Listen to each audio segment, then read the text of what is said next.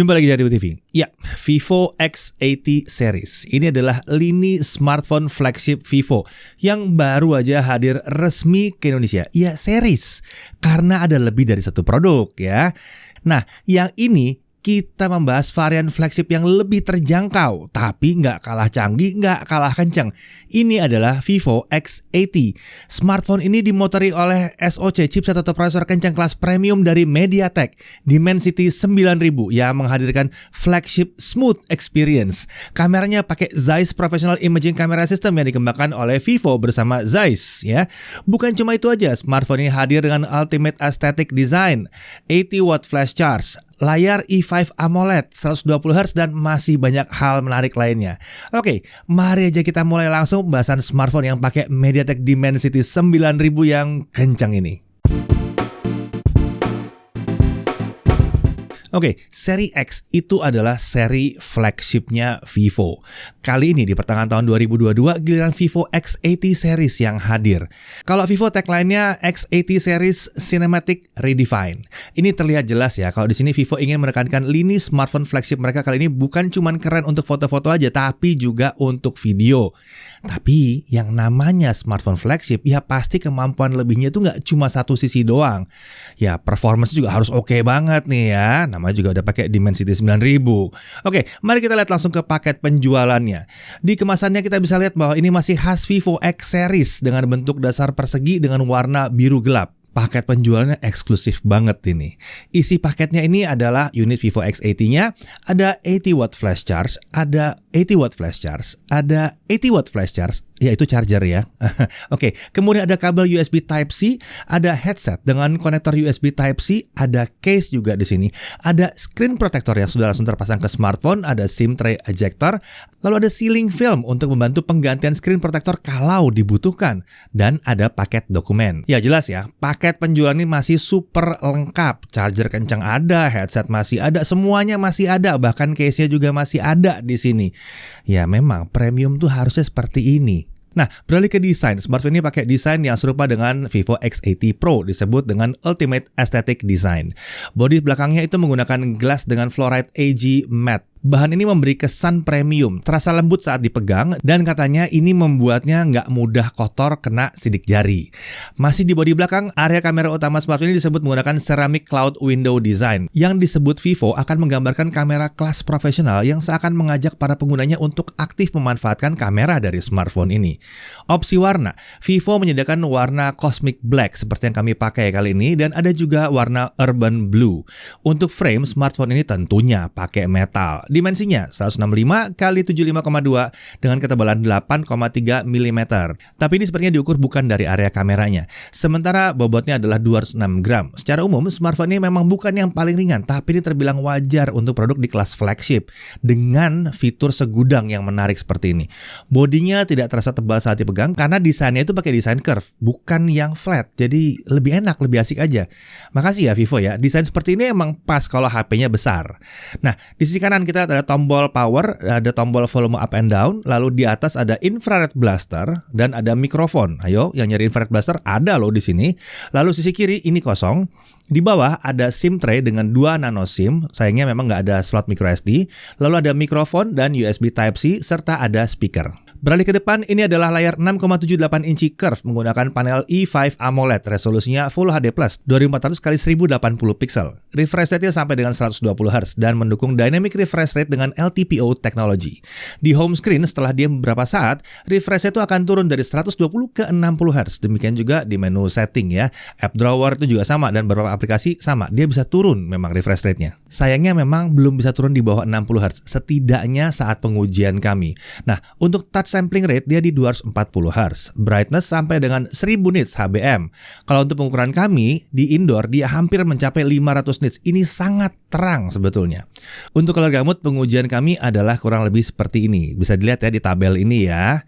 Nah, kemudian untuk bezel layar, smartphone ini terbilang memiliki bezel yang relatif tipis dengan bezel atas dan bawah layar terbilang cukup seimbang, nggak tebal di sini. Nah, untuk earpiece ada di bezel atas layar. Menariknya, ini berfungsi juga untuk speaker kedua dari smartphone ini. Ya, Smartphone ini punya dual stereo speakers. Ya, sangat flagship sekali ya. Saat dicoba, speaker ini memang bukan yang paling lantang, tapi sudah terbilang mencukupi. Dual speaker ini juga membuat suara menjadi terasa lebih seimbang saat smartphone digunakan di posisi horizontal. Untuk kualitasnya udah bisa dikatakan memadai untuk kelas harganya. Ingat, memadai untuk kelas harganya. Ini berarti untuk kelas flagship ya. Nah, di sini juga ada 32 megapiksel front camera dengan bukaan f2.45 ya, mendukung perekaman video sampai dengan 1080p 30 fps. Oke, sekarang kita beralih ke belakang. Ini adalah sistem kamera utamanya. Ada 50 megapiksel ultra sensing camera dengan Sony IMX866 RGBW sensor yang baru itu ya. F1.49 laser autofocus OIS ada di sini, dan lensanya sudah menggunakan Zeiss T-Star coating. Oke, Zeiss T-Star coating ini memungkinkan gambar yang ditangkap oleh kamera memiliki akurasi warna yang tinggi, bebas dari gangguan seperti flare yang bisa merusak hasil foto dan video. Tahu kan, flare yang menyebalkan itu kalau lagi bikin video malam-malam di tempat yang ada banyak lampunya. Nah, itu nyaris hilang total dengan coating yang satu ini. Oke, kemudian ada 12 megapiksel wide angle kamera f1.95, autofocus juga wide angle-nya ya. Lalu ada 12 megapiksel portrait kamera f2.0. Lagi-lagi ini juga kamera autofocus. Lalu ada rear flash-nya, dan untuk setting kamera ini video recordingnya bisa mencapai 4K 60 fps. Untuk slow motion sampai dengan 720p 240 fps atau 1080p 240 fps.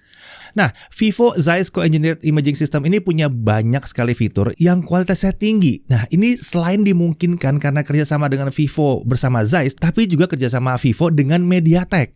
Ada Zeiss Cinematic, video bokeh untuk mendapatkan efek depth of field ala klasik cinema style di video kita. Sementara untuk foto ada juga Zeiss Cinematic Style Bokeh, ada Zeiss Biotar Style Bokeh, ada Zeiss Distagon Style Bokeh, ada Zeiss Planar Style Bokeh, dan ada Zeiss Sonar Style Bokeh.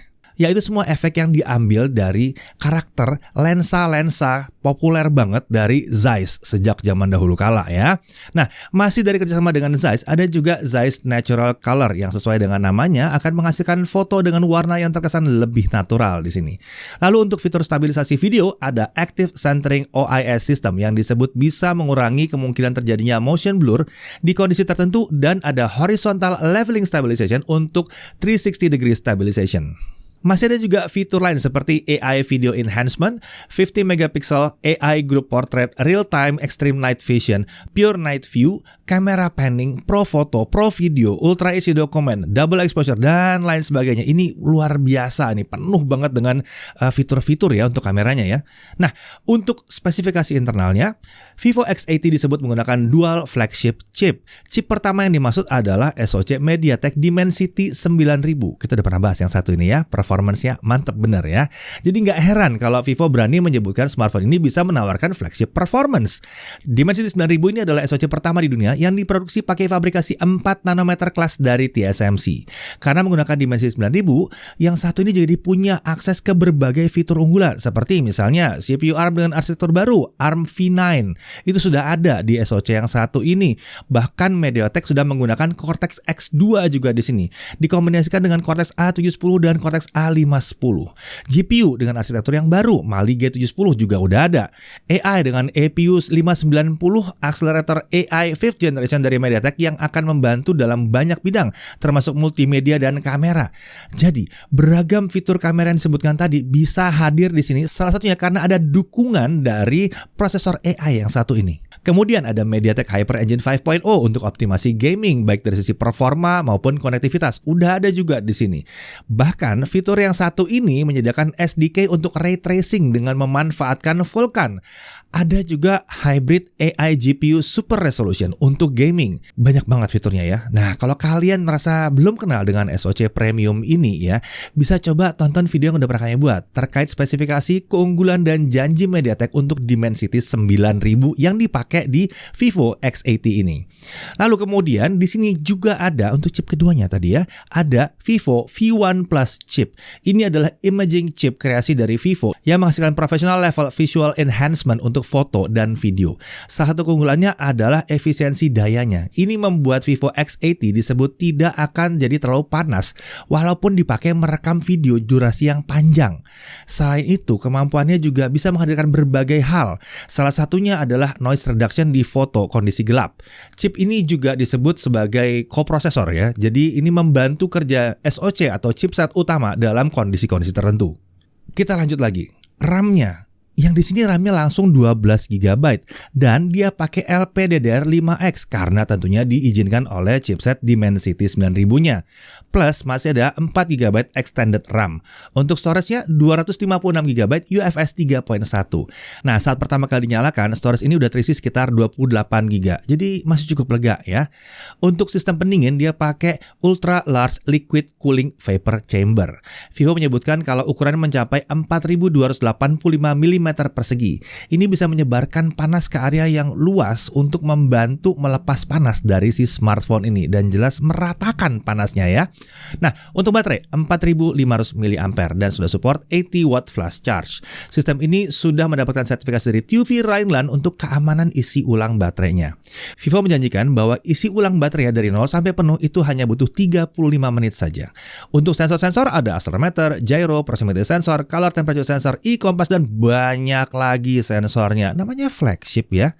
Untuk konektivitas 2G, 3G, 4G, 5G, ya jelas udah bisa semuanya karena dia pakai Dimensity series. Jadi udah bisa sampai ke 5G dan tentunya ini kompatibel dengan semua operator di Indonesia. Nah, untuk Dimensity 9000 ini bahkan sudah sesuai dengan standar terbaru 3GPP Release 16 ya yang mendukung 3CC carrier aggregation dan bandwidth downlink mencapai 7 Gbps. MediaTek 5G Ultra Safe 2.0 itu juga disebut bisa menjaga koneksi tetap baik sementara menjaga konsumsi daya agar tidak terlalu tinggi saat kita pakai 5G. Untuk Wi-Fi, smartphone ini mendukung Wi-Fi 6.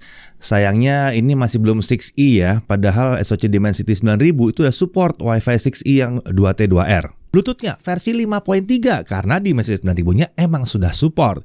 Lalu ada Bluetooth LE Audio dengan dukungan Dual Link True Wireless Stereo Audio. NFC multifunction masih ada di sini, itu khas Vivo banget. Jadi multifunction ini bahkan bisa melakukan emulasi access card ya. USB-nya sudah OTG dan tadi udah dibahas ada infrared blasternya juga. Jadi untuk konektivitas ini lengkap dan modern dan ini bisa tercapai berkat didukung oleh MediaTek Dimensity 9000. Kita lanjut ke haptic feedback-nya. Dia pakai X-axis linear motor. Ini menghasilkan feedback yang kuat dan cukup akurat, baik saat mengetik maupun saat bermain game. Untuk fitur keamanan, dia punya in-display fingerprint dan ada face unlock. OS dia pakai Vantage OS 12 dengan basis Android 12 tentunya. Vivo menghadirkan beberapa fitur andalan mereka di Vantage OS 12 seperti Jovi Home, Ultra Game Mode, dan S-Capture. Oke, kita lanjut aja langsung ke hasil benchmark.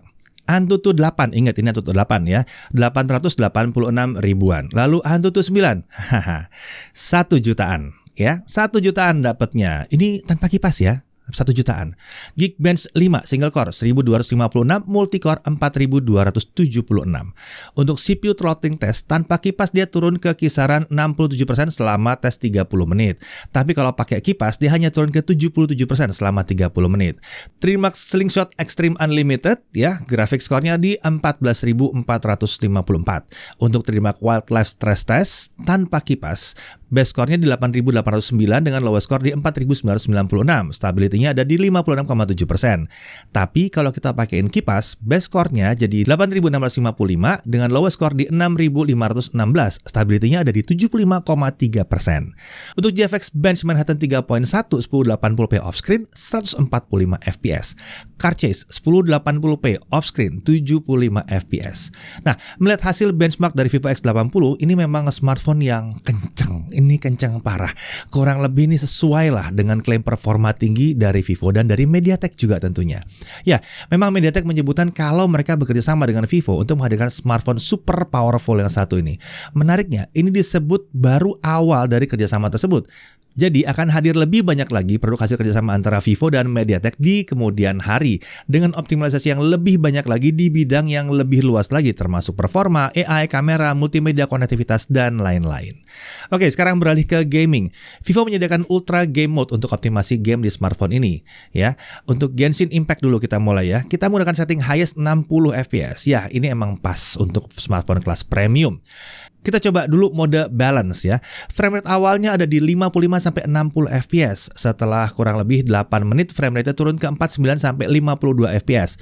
Dan kemudian turun perlahan sampai menyentuh 30 sampai 33 fps. Kemudian tertahan di kisaran segitu. Baru setelah kurang lebih 20 menitan kemudian fps-nya naik perlahan ke 35 sampai 40 fps dan bertahan sampai 30 menit berikutnya. Kemudian kami coba pakai mode performance. Frame rate awalnya itu sama di 55 sampai 60 fps selama 8 menit, kemudian turun.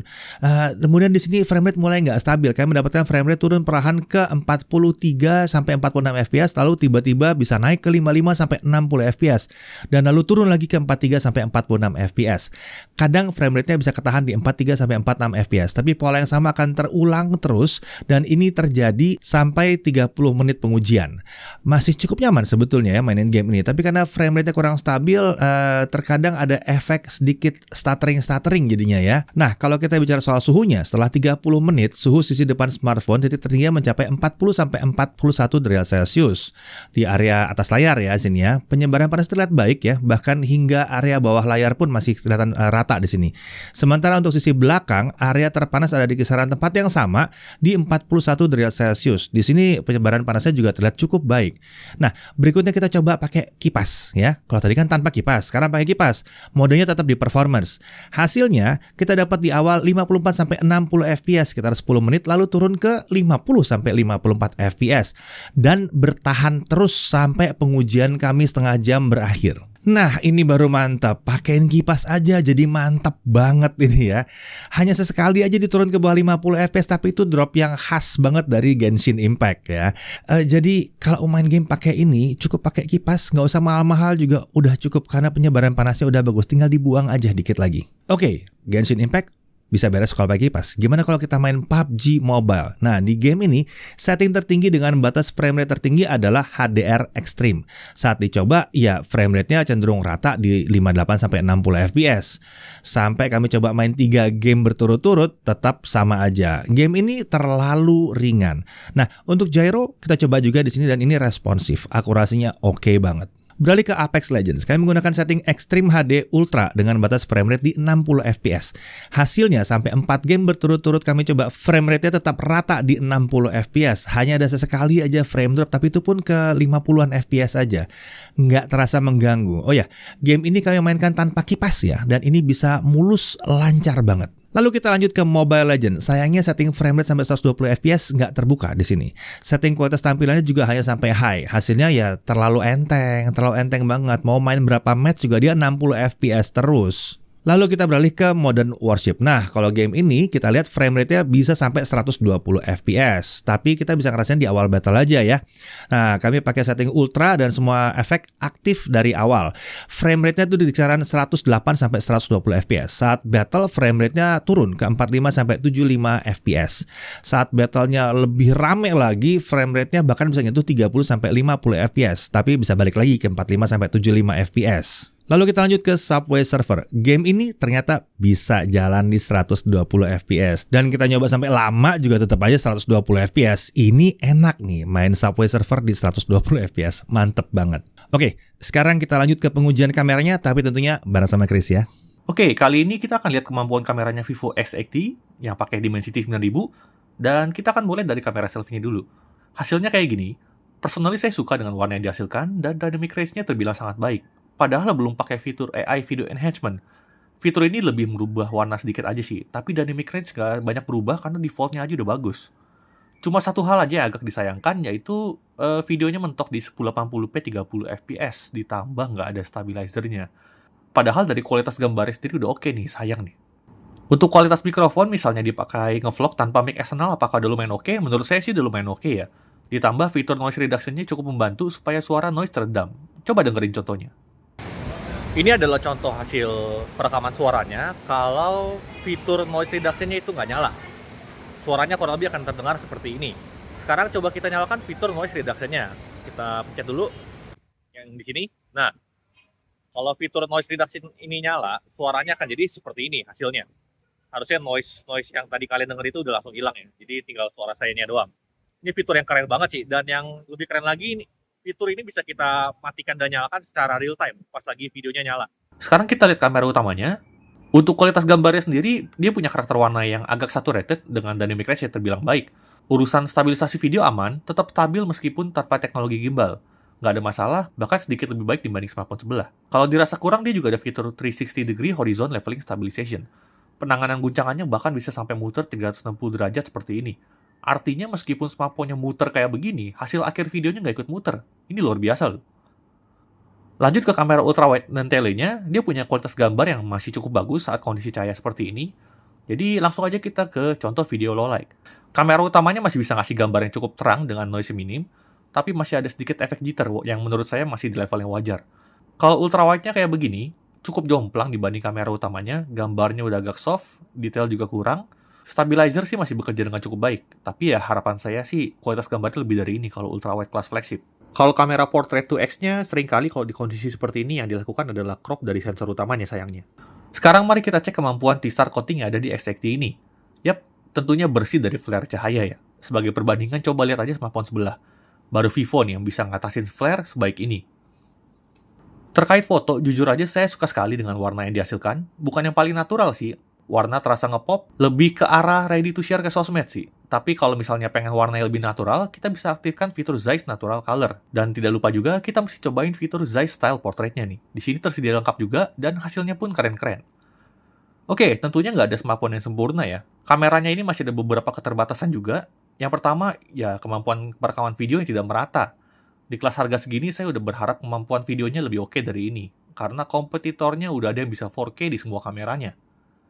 Lalu berikutnya, kamera portrait-nya tidak ada OIS, jadi saat lagi foto pakai kamera 2x jadi rentan blur nih, kalau tangan kurang stabil. Kemudian kamera ultrawide-nya jomplang sekali dengan kamera utamanya, untuk foto low light pun masih agak di bawah harapan hasilnya. Dan yang terakhir paling agak saya sayangkan ya, tadi selfie-nya tuh nggak ada stabilizer. 1080p kalau gambarnya bagus, saya masih oke lah, cuman kalau sampai nggak ada stabilizer juga sih, agak disayangkan ya. Oke, itu dia kameranya Vivo X80 yang pakai Dimensity 9000 nih. Gimana menurut kalian? Kalau menurut saya sih ini udah oke banget. Udah nggak ada lagi ceritanya, ya SoC-nya kan MediaTek. Nanti kameranya begini, kameranya begitu. Cobain dulu nih racikan Vivo. Perpaduan Dimensity 9000 ditambah Vivo V1 Plus chip plus tuningan software dari Vivo betul-betul ngasih pengalaman kamera kelas flagship. Kecuali kamera selfie ini sih. Sekarang kita lanjut lagi ke pembahasan berikutnya. Nah, gimana kameranya? Mantap. Kita lanjut ke pengujian baterai ya. Pengujian ini dilakukan dengan refresh rate yang Smart Switch. Oke, kita coba dengan local video playback 1080p. Saat dites ini layar langsung jalan di 60 Hz dan sayangnya daya tahan baterainya ini sekitar 15 jam aja ya. Rasanya agak kurang untuk baterai 4500 mAh, tapi udah lumayan lah 15 jam. Nggak parah-parah amat. Untuk streaming YouTube video 1080p 30 fps selama setengah jam, baterai berkurang hanya 4% dalam 30 menit. Dan layarnya di 60 Hz tentunya. Main TikTok 30 menit. Ini juga selama 30 menit turunnya juga 4%. Layarnya juga di 60 Hz.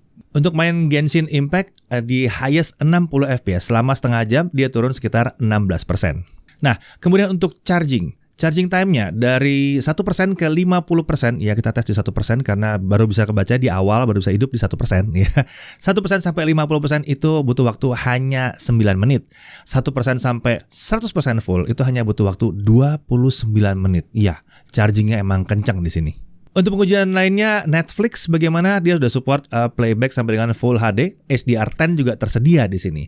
YouTube streaming bisa sampai dengan 4K 60 dengan HDR dan HDR nggak ada masalah di sini ya. Display output dari USB Type-C apakah bisa? Sayangnya belum didukung untuk versi X80 ini. Untuk haptic feedback, getarannya emang cukup kuat dan akurat, tapi sayangnya agak sedikit kasar, agak beda dibandingkan kakaknya ya. Nah, kemudian untuk Wi-Fi sharing, ini bisa melalui menu Wi-Fi hotspot yang sama dengan saat kita membagi akses internet untuk koneksi selular. Untuk infrared blaster, ini tersedia aplikasi Smart Remote untuk memanfaatkan infrared blaster di smartphone yang satu ini. Nah, untuk harga, ya kisarannya ada di 11.999.000 ya. Ini hanya satu varian aja ya, 12256 aja. rasanya cukup lumayan ya buat performa dan kemampuan kameranya. Nah, hal yang perlu diperhatikan. Pertama, daya tahan baterainya masih sedikit di bawah harapan kami. Kemudian, layar LTPO itu disebut mendukung dynamic refresh rate. Sayangnya, memang dia hanya switching dari 120 ke 60 aja. Mungkin dengan update firmware ini akan bisa diperbaiki. Lalu, tidak ada slot micro SD, tapi lagi-lagi ini wajar buat kelas flagship ya, nggak ada slot micro SD. Kemudian udah nggak ada audio jack, lagi-lagi ini wajar buat flagship. Setidaknya Vivo menyertakan headset USB Type-C dalam paket penjualan smartphone ini ya. Yang lain jangankan headset, charger aja udah nggak ada. Oke, lanjut. Untuk perekaman video di kamera selfie ini saya juga belum support 60 fps dan belum ada sertifikasi IP rating seperti kakaknya. Dari sisi kelebihannya, MediaTek Dimensity 9000 di sini menawarkan performa yang tinggi, cocok banget untuk beragam kebutuhan, kencang parah ya. Nah, untuk gaming ini menarik ya, saat dihajar dengan game yang berat sekalipun, suhunya terbilang terjaga sekali. Ini tampaknya kombinasi dari Dimensity 9000 yang terkendali banget suhunya dengan baik, dengan sistem pendingin yang baik juga dari Vivo X80. Sepertinya ini hasil kerjasama erat dari MediaTek dengan Vivo ya. RAM dan storage-nya sudah terbilang besar di sini. Layarnya yang E5 AMOLED ini menawarkan tampilan yang sangat baik. Color gamutnya juga udah mendekati 100% DCI-P3. Mantap. Refresh 120 Hz juga tidak hanya di home screen sama di menu, tapi di game itu juga udah bisa. Untuk kamera, ya seperti yang Chris bilang tadi ya. Yang jelas dari kameranya ini, Zeiss T-Star coating-nya ini mantap banget. Ini mantep banget ya, nggak bikin ada flare terlalu banyak seperti ya itulah seperti handphone yang itu. Oke, kemudian tersedia berbagai macam filter bokeh khas Zeiss yang merupakan karakter dari lensa-lensa legendarisnya Zeiss ya. Lalu perekaman video itu bisa mencapai 4K 60 untuk kamera utama. Dual stereo speaker ini kualitasnya juga udah oke. Desain smartphone-nya ini spesial sih. Ini beda sih ya. Ini elegan banget. Kesan premiumnya tuh langsung terasa di sini. Konektivitasnya juga lengkap parah. Lengkap banget di sini. Paket penjualannya juga lengkap banget. Bahkan masih ada headset juga di sini. Ya, di sini terlihat ya bahwa kolaborasi Vivo dan MediaTek itu sukses melahirkan smartphone kelas premium banget yang mumpuni dalam wujud Vivo X80 ini.